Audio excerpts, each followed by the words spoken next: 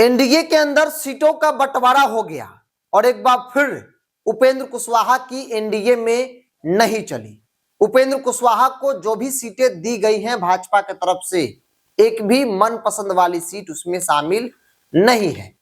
नमस्कार, the India top देख रहे हैं, मैं हूं आपके साथ बिरजू सिंह। देखिए, एनडीए के अंदर सीटों को लेकर बातचीत आपस में कर लिया गया है।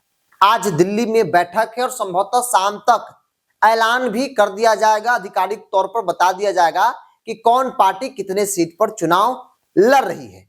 कल आपने देखा भारतीय जनता पार्टी कभी जीतन राम मांझी से मुलाकात करती है, कभी उपेंद्र कुशवाहा से। दिल्ली में जो भाजपा के बड़े नेता हैं वो चिराग पासवान से मुलाकात करते हैं।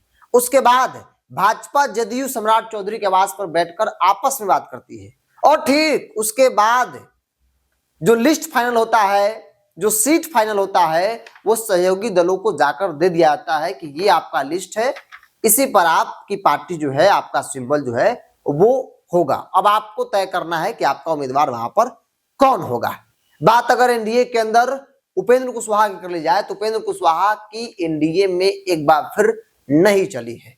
याद कीजिए, लोकसभा का चुनाव चर्चा था कि 2-3 सीट उपेंद्र कुशवाहा को मिल ही जाएगा, लेकिन उपेंद्र कुशवाहा को मात्र मिलता है एक लोकसभा का सीट और उस सीट पर भी भारतीय जनता पार्टी के लोगों ने उपेंद्र कुशवाहा को हराया, जिसमें एक नहीं बल्कि कई नाम शामिल थे। साजिश का शिकार उपेंद्र कुशवाहा हो गए। हालांकि उसका खामियाजा Bharatiya Janata party NDA government को भुगतना पड़ा।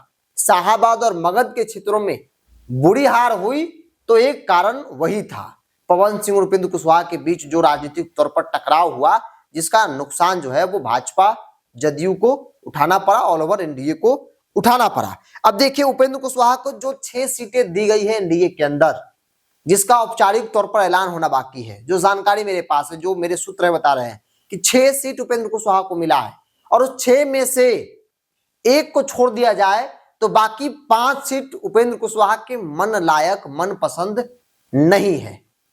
बस भाजपा ने उन्हें दे दिया क्योंकि भाजपा वहां पर चुनाव नहीं जीत सकती।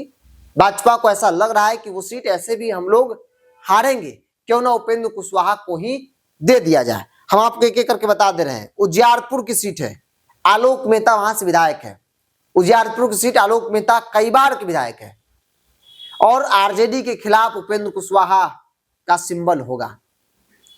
आरजेडी का एक तरह से गढ़ है वो। आलोक मेहता को हराना मामूली बात नहीं है और कहा जा रहा है कि उजियारपुर की सीट ऐसे भी एनडीए हारती, उपेंद्र कुशवाहा को देकर कम से कम तसल्ली होगी कि चलो किसी को दे दिए, हार गए तो क्या हुआ। इसके अलावा एक दिनारा की सीट है। दिनारा की सीट चूंकि 2020 को छोड़ दिया था, उससे पहले जेडीयू जीतती रही उस सीट को। वहां पर भाजपा भी मजबूत है।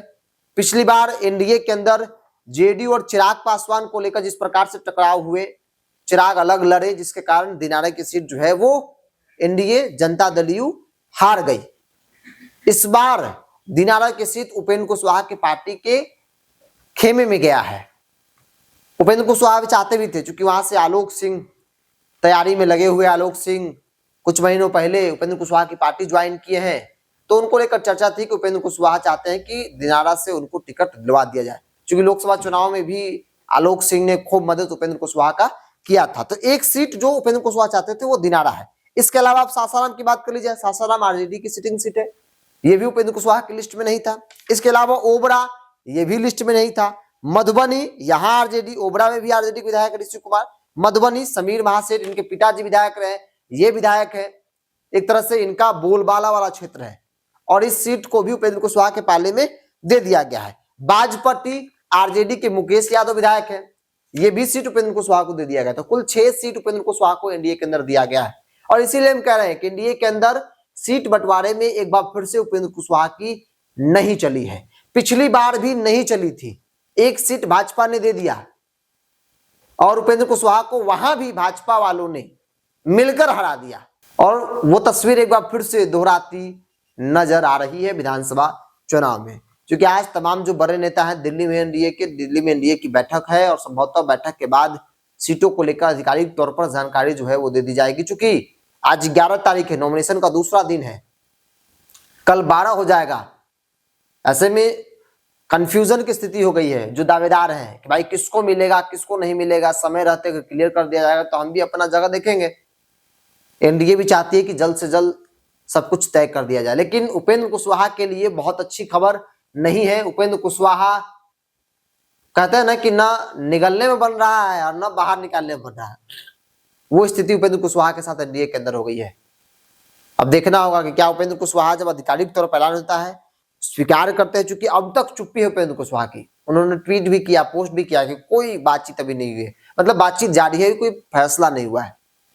लेकिन जो मेरे पास जानकारी है कि 6 सीटों का लिस्ट उपेंद्र कुशवाहा को दे दिया गया है। यही 6 सीट आपका है जहां पर आपका सिंबल होगा और आपकी पार्टी के उम्मीदवार होंगे। बहरहाल अब देखना होगा एनडीए की बैठक के बाद क्या कुछ तस्वीरें, क्या कुछ बातें सामने निकल कर आती है। इस पूरी रिपोर्ट में इतना ही।